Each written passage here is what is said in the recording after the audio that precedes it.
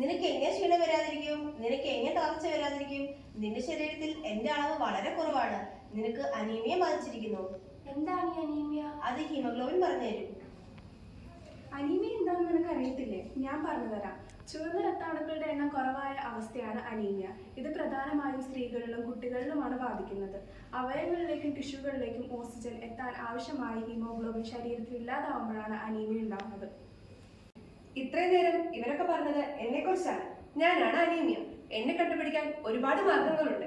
മുടി കൊഴിച്ചിൽ, വിളറിയ ചർമ്മം, കണ്ണിന് ചുറ്റുമുള്ള കറുപ്പ്, പൊട്ടിയ നഖം എന്നിവയൊക്കെയാണ് എന്റെ പ്രധാന ലക്ഷണങ്ങൾ.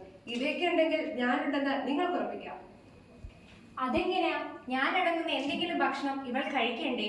ഇലക്കറികളായ ചീര, മുരിങ്ങയില, പച്ചക്കറികളായ ബീട്രൂട്ട്, പച്ചക്കായ, പഴങ്ങളായ വാട്ടർമെലൺ, പോമഗ്രാനേറ്റ്, പിന്നെ ഡേറ്റ്സ്, ഇതുകൂടാതെ റെഡ് മീറ്റ്, നെല്ലിക്ക, ശർക്കര, ഇതൊന്നും ഇവൾ കഴിക്കുന്നില്ല. പിന്നെ എങ്ങനെ നിനക്ക് അനീമിയ ബാധിക്കാതിരിക്കും? ഇത് കഴിച്ചുകൊണ്ട് മാത്രമായല്ലോ, ഞാൻ കൂടെ വേണ്ടേ? അയൺ ശരീരത്തിൽ അബ്സോർബ് ആകണമെങ്കിൽ ഞാൻ കൂടിയേ തീരൂ.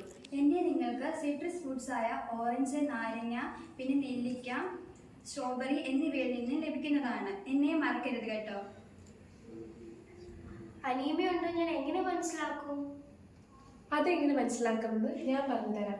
വിശപ്പില്ലായ്മ, ഭക്ഷണ രീതിയിലുള്ള മാറ്റങ്ങൾ, ദഹനനാളത്തിലെ പ്രശ്നങ്ങൾ ഇവയെല്ലാമാണ് അയൺ കുറയാൻ കാരണമായിരിക്കുന്നത്. കനത്ത ആർത്തവ രക്തസ്രാവം, ശരീരത്തിന് ആവശ്യമായ അയൺ ആഹാരത്തിലൂടെ ലഭിക്കാത്തതുമാണ് അനീമിയയ്ക്ക് കാരണമാകുന്നത്. ഇപ്പൊ എനിക്കെല്ലാം മനസ്സിലായി. ഞാൻ ഇനി എല്ലാ ഭക്ഷണ കാര്യങ്ങളിലും ശ്രദ്ധിച്ചോളാം. ഇപ്പോൾ മനസ്സിലായില്ലേ അനീമിയ വന്നാൽ എങ്ങനെയൊക്കെ മാറ്റാമെന്നും എന്തൊക്കെ ഭക്ഷണങ്ങൾ കഴിക്കാമെന്നും എങ്ങനെ തടയാമെന്നും? കുറച്ച് മാറ്റങ്ങൾ കൊണ്ട് വലിയ മാറ്റങ്ങൾ സംഭവിക്കാം. നല്ല ഭക്ഷണശീലങ്ങൾ നിങ്ങളുടെ ഭാവി നല്ലതാക്കും.